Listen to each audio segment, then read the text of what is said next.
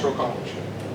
The large numbers of bison were also noted by early settlers that came to the state of Iowa, remarking the large herds that were found in the western prairies. This one, just cut it off topic a little bit, this was also found in our river, here in Raccoon River, at one of our Greene County conservation sites. Just like the elk. So sorry, going back into where I was at here. One of those early settlers came in, Stephen Kearney, if I butcher the name, I apologize, was the commander of the Iowa Dragoons, and noted one herd of 5,000 bison in the future site of Northwood, Iowa, in 1820.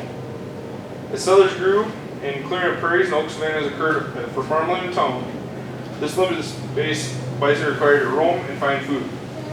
This reduction in habitat, coupled with the exploitation from overhunting in the harsh winters of 1844 and 1860, led the bison to quickly disappear from Iowa's landscape.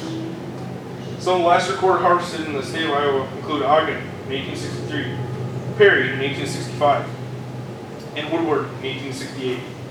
Finally, the last pair of bison seen in Iowa were west of Spirit Lake in Dickinson County in 1870. As Iowa was seeing the last of the bison within its borders, there was an estimate of 15 million bison still roaming the plains, especially the western plains, in 1867. So we only have the population as of 1867. The systematic reduction of the bison herd was not just an Iowa phenomenon. Bison as a species was quickly being reduced, and less than 20 years later, in 1885, there's an estimated 500 to 800 left in the world. So less than 1,000 of the species left in the world. This estimate was completed again by William Hornaday. William Hornaday conducted the estimate by writing letters to ranchers, farmers, hunters, zookeepers, and other landowners. He then prepared for the impending extinction in 1886 by traveling to collect samples to put in the U.S. National Museum so they could be preserved and displayed for the future. That's how bad it was. They basically said, they're done. Let's go get a sample. He would then write his report for the U.S. National Museum, the extinction of the American bison, the following year. They wrote the whole report up, said they're done. We're not going to have them anymore. While William Hornaday was documenting the last remaining bison, there was another fellow Iowan, though, that was working to help protect them.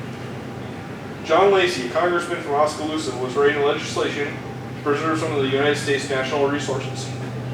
John Lacey was able to write and eventually help get the Lacey Act passed and signed into law by William McKinley in 1900.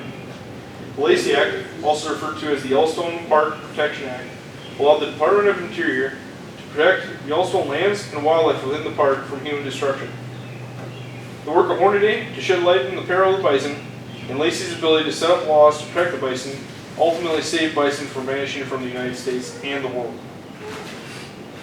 Today, roughly 500,000 bison remain in North America, with less than 30,000 individuals being pure wild bison strain. And only 5,000 of those are actually truly unfenced bison. Although we may never see the vast herds travel across Iowa again, we can still go see several captive bison in our area. Some of those include Swan Lake in Carroll County, Jester Park in Polk County, and Neil Smith National Wildlife Refuge near Prairie City. Well, as we look back into Iowa's ecological past, we see a landscape once teemed with iconic, modern-day megafauna. Large herds of bison roaming the vast prairies with wolves ever present, elk in the oak savannas and mountain lions stalking the timbered hills, and white-tailed deer guiding the landscape. The arrival of settlers marked a turning point, not just in human history, but in natural history as well. Driven by necessity, conflict, and at times fear, early settlement reshaped the land and forever altered the balance of species that once defined the landscape in the region of Iowa. The stories of extirpation are not just about loss, they are reminders. Reminders of how quickly even the most abundant species can disappear. Reminders of how deeply human choices are intertwined with the natural world. Also, there are reminders of resilience, seen in the return of the white-tailed deer, the occasional wandering wolves, mountain lions, and elk, as well as the bison preserved through both conservation and education. We can't turn back the clock, but we can carry forward the lessons of our past. By understanding the historical relationship between people, wildlife, and the land, we are better equipped to shape a future that respects the complexity and fragility of our ecosystems that we call home.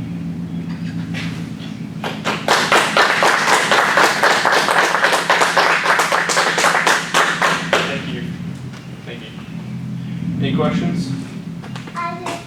Yes? Daddy, what's that bird? This is a bobcat. Yeah? Bobcat. I just said that earlier. Yeah. And Yes. Daddy, you know what this piece is? There were rumors of sighting of a mountain lion in Dobbin Park. Yes. Just a couple weeks ago. Recently. Yes, our ranger, Joe Allen, he went out to go ahead and take a look at it. There was not any evidence they could factually say there's no track, no further they were able to find. There was another reported sighting. There was another lady, I can't remember exactly where, if that was the same one or not. He got out there and said, okay, what exactly did you see? Can you describe it to me? He came back and said, well, unfortunately, you described a house cat to a T. So, again, you get those fleeting glimpses. No one really expects to see a mountain lion sitting right in front of you. They're not going to give you time to go ahead and really inspect and see if it's truly a mountain lion. You're just going to catch a glimpse of tail or a size and shape that you're like, wait a minute, that's not normal. And that's about all you're going to really see. That's why so many sightings are normally, believe it or not, house cats, bobcats, and the other big one is German Shepherds. They specifically state German Shepherds as being one of the 3 main reasons there's missed sightings. Not dogs, German Shepherds. So the specific actual breed is pretty funny.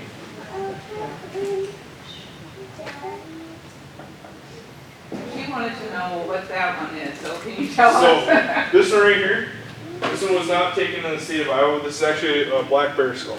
So like I mentioned earlier, there were black bears up on the landscape, again back in the northeast corner of the state where they had the timber wolves.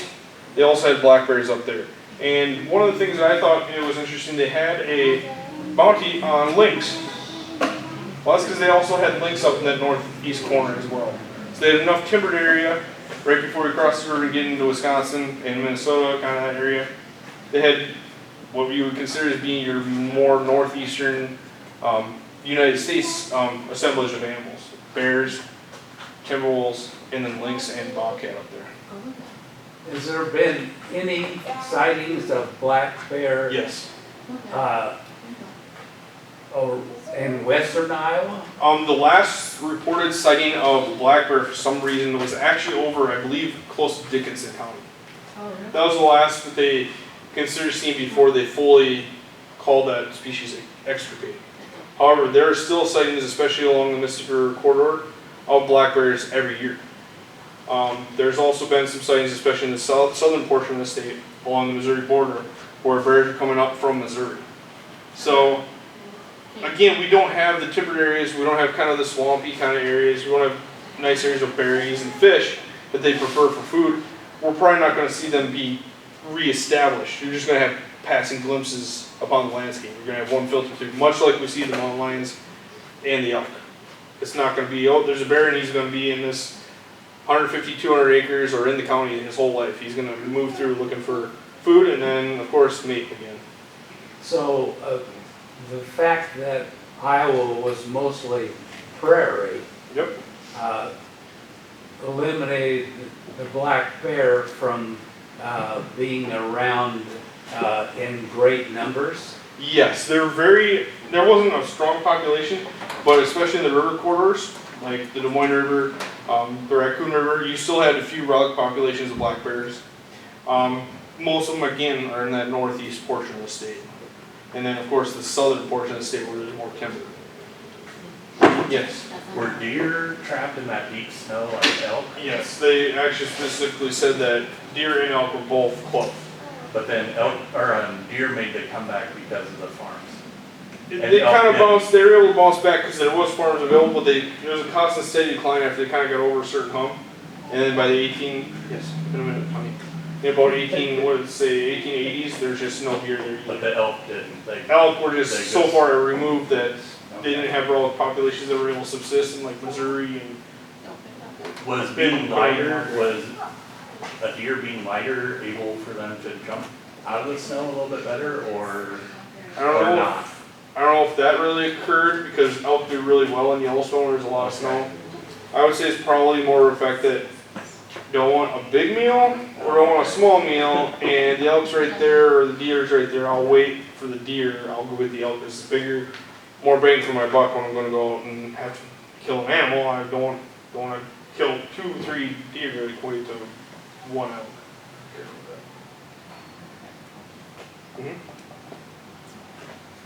Can I ask you a question? Yes. A few years ago, it was like in the wintertime, we always walked out at Spring Lake, and Dan there Mhm. said that all those things that looked like dog tracks, and lots of them were coyote tracks. So Do they live in the park, or Oh, where yeah. do they live? Yep, so you would think that little area like Spring Lake, there's not gonna be a lot of coyotes, but if you're out there, especially on the evenings right now, there's actually 2 or 3 different family groups of them. They'll, if they get going, they'll talk to each other back and forth across the lake. And then of course the north side there are the neighbors. Oh, really? So I conservatively say there's probably at least 12 individuals in the park proper and neighbors right now. I've also been driving down the road in the middle of the daytime, especially in the spring. Oh, there's a coyote crossing the road. So I've had 3 or 4 instances just in the last 3 months where I've had coyotes run across the road next to Spring Lake. So what do they eat? What's their prey? Mostly small mammals, so rodents. They like a lot of Chipmunks and chipmunks, mice, voles, moles. One of the things that's kind of interesting, they're one of the few predators that actually work with another species. It's been documented they'll work with badgers. You wouldn't think badgers, being as ornery as they are, would want to work with a friend, but the badgers will dig a hole trying to get the rodent, and the coyote will stand there and just kind of wait and watch. Badger misses out on his meal, coyote's going to chase him down. So he's nowhere to run, he doesn't have a hole to hide in anymore. The coyote's smart enough and wily enough that he'll chase after him and get his meal out of it. So, might not be directly working with each other, but the coyote knows that he's going to find food. It's just a matter of time, I just got to wait my time. There's bobcats in Iowa. Yes, the bobcat that we have in our office is too big of a mount to take with me. Was actually hit on the road in Greene County. Oh. We have documentation. Dan Sayer was, he's got pictures of it actually at 7 Hills. They were seeing a couple bobcats up there the last couple of years. We had one this spring that someone said they saw crossing going into Henderson, just off town here. Have they made it come back, or have they always? They're kind of like the coyote. They're gone, but they got smart and they're small enough. People didn't worry about them as much as the wolves. Wolf was more direct interaction because they were going after the livestock, and they're the big ones that were afraid of them. Let's just get rid of them. Coyotes were just considered a smaller version of a wolf. Well, bobcats are so secretive and move so much at night that they just kind of snuck through the cracks on them. I've heard too that you either have a lot of fox or you have a lot of coyotes, but not both. Yes. Do you know why that is? Because coyotes will kill foxes. Coyotes will go in and kill fox. They'll actually tear the whole fox down. So, if you go and look at a place like Yellowstone, before wolves were back and reintroduced into Yellowstone, there's a big coyote population and almost no fox. They reintroduced wolves. All of a sudden, the wolves started killing the coyotes because that's their territory now. What do you think happened to the fox? Fox made a comeback in Yellowstone. So it actually started to balance things out for those species. Yes? Do bobcats prey mostly on rabbits? Rabbits is a good one for them. They love rabbits, but they're, again, they don't really care as long as it's, food. Again, small rodents like rabbits, stuff like that, same as coyotes. But they are more adept at climbing trees. So if it's up in a tree, squirrels, surprisingly, is a big one for them too, and birds.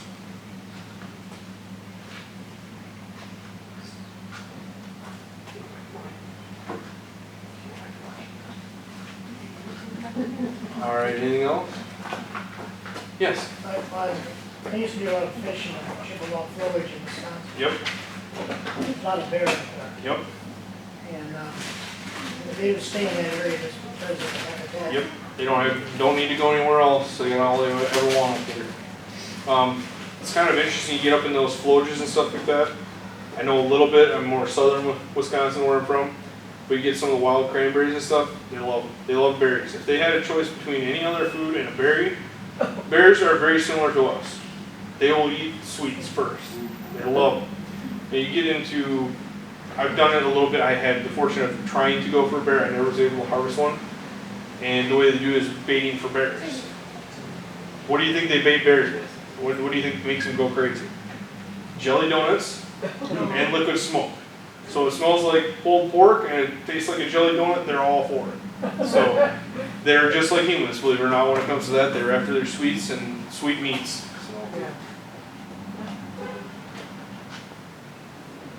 So you're not likely to see a fox if you have coyotes around. It's they very rarely. So the property that we live on and just across the border in Boone County, there was a higher population of coyotes just because the neighbor liked to hear the coyotes at night. Well, some of the habitat changed in that draw, in that ravine, to where it's now more suitable for the fox and there's less coyotes. Well, now we're starting to see more and more red fox. We actually got a den of fox and kits this spring, not too far from the house. You start seeing that shift, and it only took about 3 years for that shift to occur. So fox is a little more, They're more timid. They're less likely to go after rabbits. They're really focused on